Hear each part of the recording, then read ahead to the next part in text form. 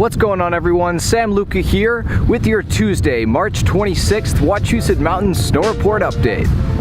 Today is a beautiful sunny day again. The high today will be about 45 degrees in the afternoon, and right now it's about 30.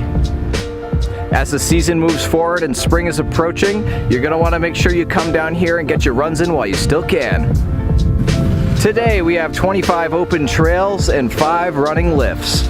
The snow's conditions are machine groomed and loose granular.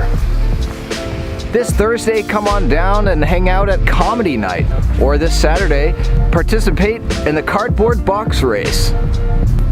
Lots of fun events still to come. You can find all of them online on the event calendar.